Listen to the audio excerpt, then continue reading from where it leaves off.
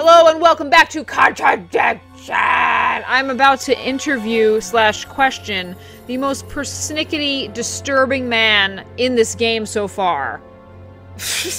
I am afraid to leave because I'm afraid he won't let me come back to interrogate him anymore, so my closed captions still are not turned on. So this entire conversation will be captionless. Hopefully he won't mention gherkins or Big Macs anymore. Let's get started.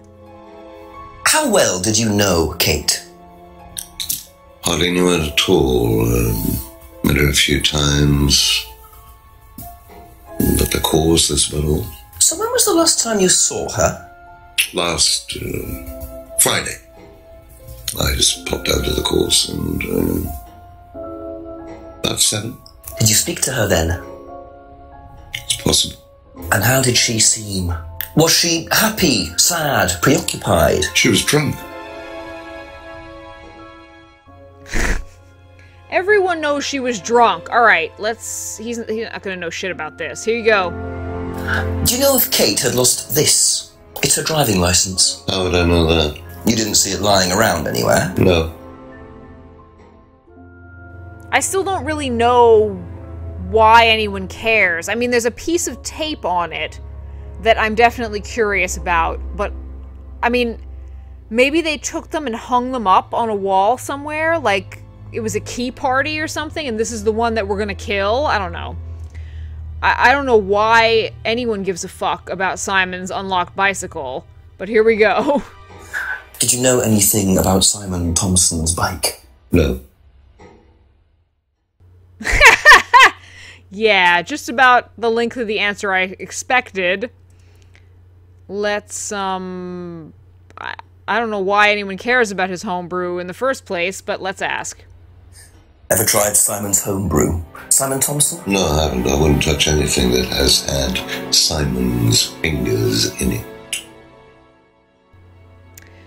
Interesting. Yeah, before Ryan said that was his father on the phone. I think that's what he said before we left the room in the last episode.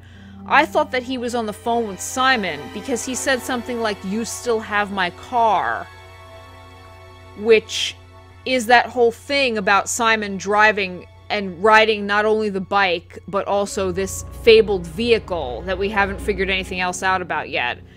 So yeah, if that's not what he was talking about, which is entirely possible, then, yeah, I'm just pulling shit out of my ass. But if it is true, then that's interesting that he was talking about that. Anyway, necklace. Have you seen this before? Looks familiar. Where did you find it? It was, in the woods. Presumably had something to do with Kate or a killer. Well, that's what I'm trying to establish. Shouldn't it be in an evidence bag, Inspector, in case of contamination? I didn't have one with me, unfortunately. Well, don't go testing it for DNA, will you? It's got yours all over it. Don't threaten me, you skank. I'm from the way he is, like, more familiar with Kate than anyone else I've spoken to, short of Emma, makes me think that maybe they were fucking. I mean, that's just grotesque. But anyway, here you go. What do you know about this? It's a freedom necklace. It's a symbol we use sometimes on the course. Little bird in cage flying away. Freeing themselves from their past is the analogy. So do they get them when they join the course or something? No, not as a rule. I think I bought one once as a present. Oh, not, for Kate, by any chance? No, not for Kate. I can't really remember who it was for. A birthday present, maybe for one of the students. Which student? Emma! I have no idea. No, you do. It's Emma. I thought that Ryan had gotten it for Emma, but it was him. Which is creepy as hell, yet again. Anyway, yeah, I don't think he'd know about a broken window at the pub either. Here you go. Tell me about this mask with the candy on it. What do you know about this? Looks like a mask. You don't recognize it? Not particularly. Looks like a monarch mask. What's a monarch mask? Monarch is a fancy dress. Outfitters. Ryan goes there sometimes. Okay. That's new, but alright. Atlas poster, yes. Could you tell me a bit about this? Had it designed by an agency. And when was that? Last year. Is that when you started the business? Yes, I suppose so. It's when you restarted the business, but we'll get to that. Yeah. Scrying mirrors. Satan! Have you ever seen one of these before? I believe it's a scrying mirror, pagan thing. Ever used one? Why would I use a scrying mirror? So you have no interest at all in this sort of thing? No. Does the Atlas course use them at all? Not at all. Strange question.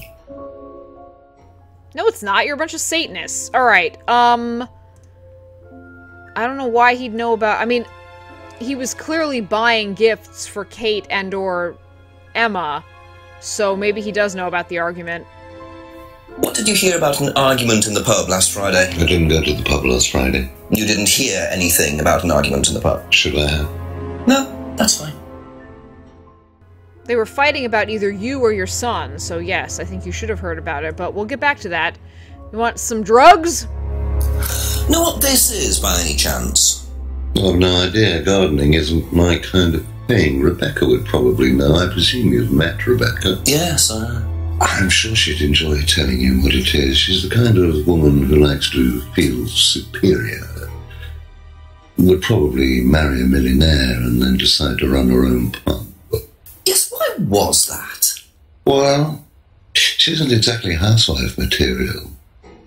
She likes to be in control, like Ryan.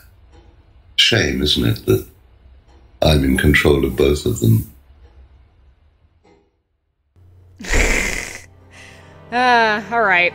Everyone keeps talking about what a big of a Rebecca is, but I've already asked her about them. Anyway, tell me about this hallucinogen. Have you ever heard of Salvia divinorum, or magic mint? Sounds like it might be a drug. It's a hallucinogenic plant. Legal, as a matter of fact. I'm not a drug taker, Inspector. I have no enthusiasm for voluntarily poisoning your brain. And you've never seen anyone on the course taking it? Well, if someone had, they wouldn't have done it openly. We don't allow drugs or alcohol on our course. We like to tell the students that success is the best drug. Whether you buy into that, of course, is another matter. Yeah, they keep talking about how pure and shit they are, but then they have Kate running around drunk. Anyway, we're going to ask about the Satan symbol. Have fun with that. If I did this, would it mean anything to you? I presume you've seen an Atlas student doing that. Ah, so this is an Atlas thing. Well, it wasn't exactly our idea. The students started doing it spontaneously to show commitment to the cause. Cute, really. Which student did you see doing that? I'm not sure, but he was carving it into a tree. I told him to stop. Did you really? Why? Defacing public property. That's the most ridiculous thing I've ever heard. What's the punishment for that kind of thing nowadays? Prison sentence? Oh, it's usually a fine. All right. What about defiling public liberty? Does that carry a fine too? Oddly enough, the student in question argued a similar point. Is that something you encourage on the Atlas course? We encourage people who put ideas first and moral anachronisms second. The problem with the law, Inspector, is that it's out of date. Well, I suppose that's a matter of opinion. However, you still respect it. Respect it? I abide by it. We all play by the book, Inspector, but that's only because of the threat of possible incarceration. Oh, you crazy murderer. Alright. that was this. This is, what did that say? Finger symbol, student idea, I was encouraged. Alright, Atlas phrase. Can you tell me a little about the Atlas phrase, free to be free? Where did you hear that? I was talking to one of your students. It's a little phrase we conjured up to summarize our objectives. What is your objective, if you don't mind me asking? Mine, or do you mean the course's objective? On the course. The objective of the course is to free people from bondage. We teach that most people are crippled by their past, by guilt, their attitudes, their beliefs. All that kind of nonsense. Guilt cripples people. Feeling guilty in business is like a meat eater feeling guilty in an abattoir. Guilt comes from the archaic emotional centers of the brain. It's a vestige of our animal ancestry, that's all. In business, you heed it at your peril. I'm sorry, Inspector, my house appears to be haunted. Would you mind closing the door? So, you believe that guilt has no place in business? None at all. I have few beliefs, Inspector, but that's one of them. And what if you have done something wrong? Well, that's the whole point. Guilt has nothing to do with it. Interesting opinion. That's just bizarre because guilt is not an animal emotion. Animals don't feel guilty. So saying it's part of an old part of your brain is completely wrong. But whatever, let's keep going.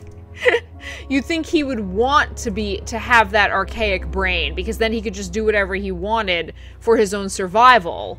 I mean, that's how animals operate. Guilt is human. But whatever. He's just a sociopath. Alright, let's talk about Liam. How well did you know Liam? Liam who? Liam, who took his life. Oh. Well, as far as I remember, he was a good student, confident, outgoing. You didn't notice any problems? I believe he had problems at home. Were you there when he died? Yes. And afterwards? You didn't see him after the meeting? No. What was Liam like that night? No. Apart from being drunk, or possibly because of that, he seemed perfectly happy. He was drunk? Well, I assume the bottle in his hand contained whiskey and not lemonade. Lots of similarities to Kate, don't you think? Drinking, depression, is that normal for the students? People come into the Atlas course for quick solutions to their problems. And when they don't get them as quickly as they might have liked, sometimes their impatience gets the better of them. So he just said that Liam had, drinking all night at the seminar. So Ryan said that they didn't allow alcohol in, but Paul didn't say that. So, I don't know how I'm gonna get that contradiction out. Where is some Atlas shit?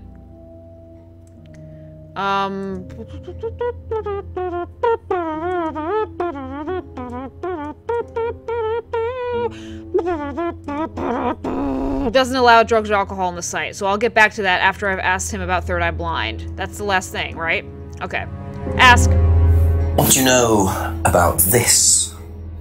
So you've been graced with Goebbels' company already, have you? James, our local minister for propaganda. I suppose Ryan already told you about our actual previous incarnation. He explained, yes. Did he tell you anything scandalous? Not unless you count the suicide. These things happen. Was it your idea? The suicide? Third eye. Yeah, I suppose it was. As my son had started to atrophy, I decided I ought to give him something to do. And Third Eye was the same as Atlas, teaching business skills. Very similar. So Liam's death didn't prompt you to make any changes? There was nothing we could do about Liam's death, Inspector, any more than we could do anything about Kate's. It was out of our control. You can't blame me for wondering, Paul. 2 student deaths in 2 years. It's called a coincidence, Inspector. I expect they ate fast food also. But you're not investigating all the local chippies, are you?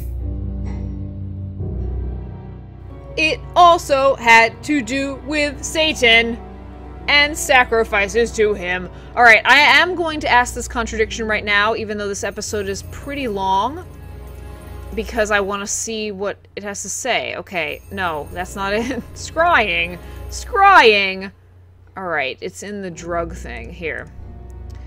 Doesn't allow drugs and alcohol on site, and Liam had been drinking all night at the seminar. Aha. So if you don't allow drink or drugs onto the site, why did you allow Liam to drink whiskey all night? Well, we did give him various warnings. We did try to stop him, but didn't work. But you let him stay on the course? Yeah, well, we couldn't throw him out. This isn't a primary school, Inspector. We're not the police. We can't enforce these rules. If they pay their fees, they're entitled to stay on the course. And what if they want to take drugs? As long as they do it with discretion, frankly, I don't care if they want to wipe or inject paint stripper all over their faces. Do you know any alcohol at Atlas? No. Is there a kitchen? Why, do you want to go down there and check? Well, obviously you wouldn't mind if what you're saying is true. Of course I wouldn't mind. It's past the lavatories down the corridor, but you won't find any drugs in there or alcohol. Whether I find alcohol at Atlas or not, it probably isn't particularly relevant. But it's worth a look anyway. Alright, so... what did it just change? Yeah, okay, so it's just like... They don't even check for drugs and alcohol on the site. Let's just remove that. It's completely not true. So, that is a lot of information to digest, and I'm going to do so off camera. I'm going to copy down Paul's information. I'm going to copy down the new Ryan stuff that appeared before I got to Paul, and I'm going to contemplate it all and look for juicy, juicy contradictions. And I'm also going to turn on my closed captioning, because it's really irritating me that it's not on. So I will see you next time. I hope you enjoyed talking to the creepy, creepy man. I did. It was my dream.